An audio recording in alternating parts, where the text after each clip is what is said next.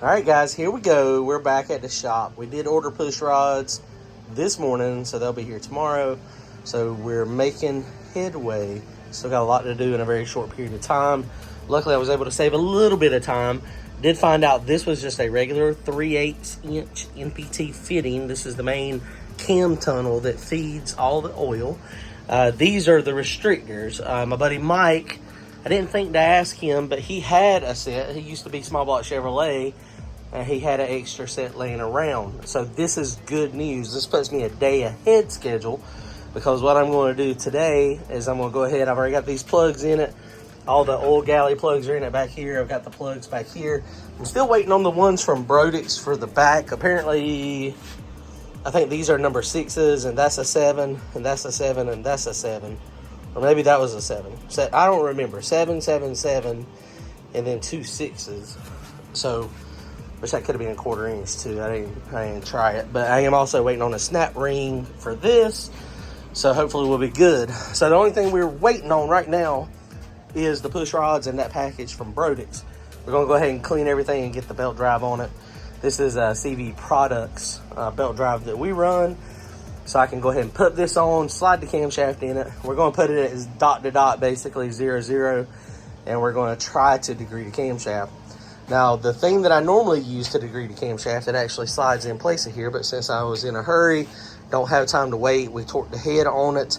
So we're going to have to put a push rod down in the intake on this lifter lobe and actually figure out how to hold that thing still so we can watch that thing coming up and going down.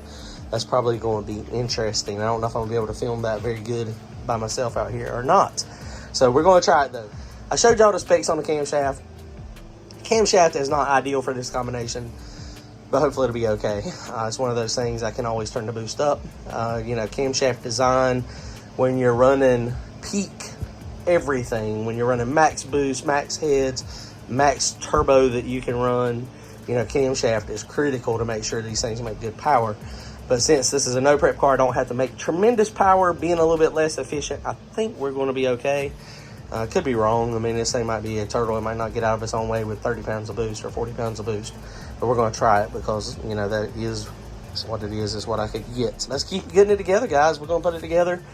Get the camshaft in it. Hopefully get the oil pan on it. The goal tonight, oil pan on it, camshaft in it, degreed, put it on 108 intake center line. And that's it for tonight. And then tomorrow, when the push rods get here, come back over, put the push rods in it, adjust all the rocker arms, and then I'll probably go ahead, and this thing will be super easy to prime on the engine stand.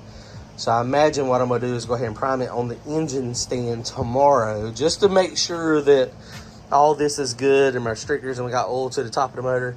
I don't want to get this thing in the car and then have an oiling issue. I'd rather have it happen right here on the stand, and that way I can take the stuff back apart. But hopefully I don't have any issues. Hopefully we're putting it together correctly. All right, guys, comment, like, and subscribe. Go to turbojohnracing.com, grab yourself some merchandise. Appreciate it. All right, so we had to make a little bit of a change. This plug is 3/8 of an inch NPT, but the head on it was too far out, hitting the timing cover. So luckily I had this plug in the head, which is the same thread, so I was able to take it out of the head and just swap those over. I had to also clearance the back of this cover just a little bit to clearance and get over these oil restrictors. But I think we're good to go now. Let's put this thing on. All right, guys, she's getting close. So we got the keyway in, the crankshaft, everything's cleaned up. This is on good. That right there is just loose so that I can get the camshaft to go in. So the pulley for the timing belt is usually really, really hard to slide on. And, you know, it's a snug fit. It's supposed to be a press fit. It's supposed to be tight. So you want to make sure there's no burrs in your pulley. So I have deburred it. There was a couple spots in there that were burred up, but that's still going to be a little too tight. So get a propane torch and gently heat this thing up. And you don't have to get it super, super, super hot, but by getting it so that you can barely touch it, so you will need gloves. So getting it where it's a little warm will make this thing slide right on the crankshaft, no problem. have to be careful not to overheat it, because if you got if this is contacting a seal, you have to be particularly careful. You can get it too hot and it'll mess the seal up. So that's one of the secrets to get this thing to slide on easy. All right, guys, well, that thing slid right on, easy enough. The belt drive stuff is pretty easy to do. So we're good there. So this is the adjustment. Basically, the way this thing works, the good thing about the belt drive is I can change cam timing without having to pull the motor apart. Basically, you loosen these 4 nuts up, and then this turns, and you can see that would be initially straight up, which is where I'm going to put it. And if I want to advance it 2 degrees, it goes all the way to 10. And if I want to retard it, it can go all the way to 10 as well. So this is hugely important when you're building a race engine, to make it easy to change. And you can change it while you're at the track. And I have had it before where track was really not good. I was having trouble taking power out. And so I retarded the camshaft about 4 degrees, and it killed enough bottom end to where it made it work. But so let's try to degree this thing real fast and see where we're at. All right, guys, well, we got this thing on. So we just checked top dead center. It's easier to do it with the head off, but basically this is a piston stop. It screws into the spark plug. This screws in and out of the middle. And so you can see what you do is you gently turn this thing over by hand, and basically it'll stop. And so see how it's moving good, moving, and then stops. Got a little bit of pressure. It's on the piston stop. So then you reverse it, go back the opposite way. And so this is 12 degrees. And so you notice there's no timing marks over here on this side. Not a big deal. You can simply take a dial indicator, or you can take a tape measure and see about the distance that is, and then roll it back. And then when you roll it back the other way, it should be stopped about the same spot. And as long as it is, then you know your timing pointer is accurate. So 0 is actually 0. So that's the thing we're after here. So we know this is right. It was right on the other motor. I was just verifying that it was still the same, because this had got bent a little bit. And that is, you can see that's a rinky-dink homemade pin. But so timing pointer is accurate. So now what we're going to do is try to degree this camshaft, make sure it's on 108. I didn't have all the parts and pieces, but we got this that we normally put in the actual lifter bore down there. But if you take this thing apart, it would slide down through my heads, because that is open up. So basically what you do is you get this at max lift, and then you roll the motor back 50 degrees, and then you take a reading, and then you roll it to max lift, go past max lift, and it goes back to 50. Then you take a reading, and then you add those 2 numbers together, and then you divide it by 2. So it's 112.5 right now. So if I advance it 4 degrees, I'll take it to 108.5. I need to look at all the numbers and see what we're going to do. This camshaft's going to be a pretty high RPM camshaft. I got to just decide where I'm going to put it.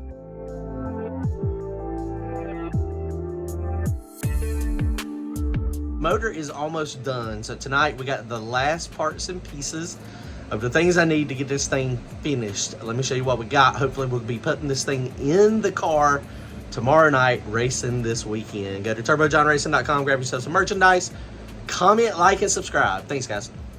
All right, guys. Well, we're going to settle this where it's at. We just where we checked this intake center line last night. It come up to about 109.5 degrees. And there is a little bit of play in the belt. So I was getting a little bit off to start with, but this is where it needs to be. The belt pulls the camshaft around. So, you know, that's just one of the things that was kind of sticking. It was wherever I was getting some contradicting readings, but it was because it was not moving like a actual chain does. It was staying into position because there's no load on it. So we'll take this. Luckily, I was able to get this to work, so that's not that big a deal. Cam motion came in clutch for our push rods. We got these things ordered up. Thick wall diameter, 3/8 inch, 7.4500.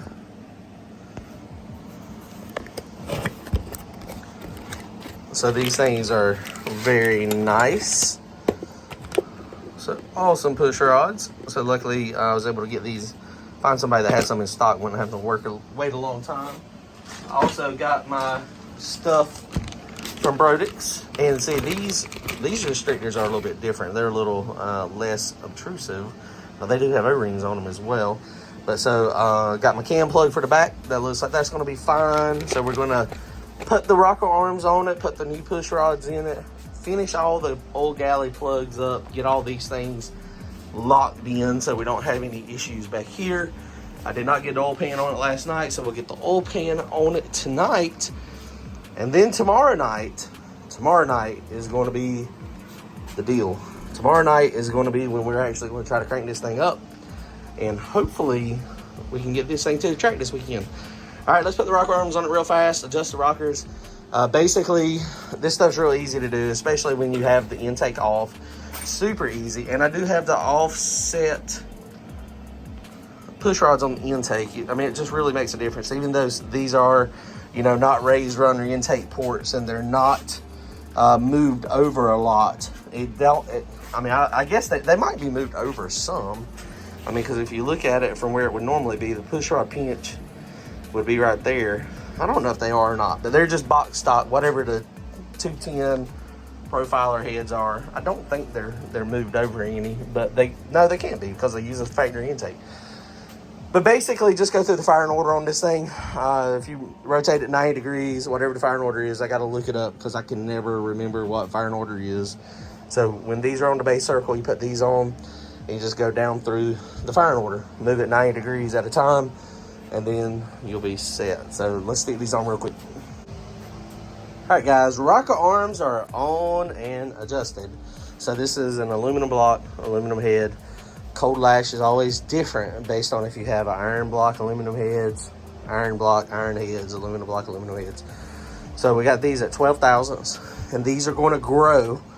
When it heats up, you're going to get about 20 to 22. So this is exactly what we do on Randy's. We set them on 10 to 12 cold, and then hot they go 20 to 22, 24. Depends on how hot the motor gets. So everything looks good. No cold bind. I mean, you can clearly see we got plenty of cold bind clearance. One of the things that we have to be careful of, this camshaft is not quite as big as my other one as far as lift goes. It's got a lot more duration. But one of the things, if you get this spring, if it's set up too far from coil bind, if there's too much play right here at max lift, what'll happen is you'll get something called spring surge, and that's really hard on valve train. It's hard on everything. It floats the valves, it won't rev. It makes a lot of issues. So we're going to try it the way it is. For some reason we have issues, then if the car runs pretty decent and the camshaft is close and it makes okay power, then I think we'll be okay, and we'll just shim those springs up, get a little bit more on the seat, and take away, we'll probably need to take away about 50 thousandths of installed height to get it where it needs to be. But I think it'll be fine where it's at, because we don't turn this motor, to 10,000 RPM. We do turn it, the old motor would go to 85, 8700, which it wouldn't hurt my feelings if it was a little bit lower RPM than that, but that, that short stroke, that's just what it is. So looking at the valve train geometry, nothing has changed here. The way these are, let's see if you can get it. See how the roller tip kind of starts out on the inside edge, and then when you roll it over, let's see if I can do it with one hand. Let's see. Let's go down to max lift, about right there, and then you can see it rolls to the front of the valve. So this one sweeps from this side to this side, but at max lift there, it is barely, gosh, it won't, I don't think it's going to zoom in like I want it to. It is good. It is a little bit past center, but not much, and that is a good thing. You want it to sweep.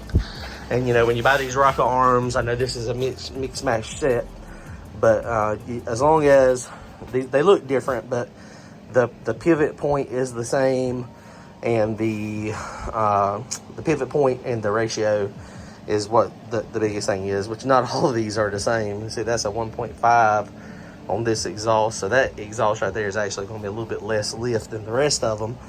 But, you know, it is what it is. That's 1.55. 1.55 is what the rest of them are. So, you know, it is what it is. It's gonna be just a tad less, but not much. So I think we'll be okay.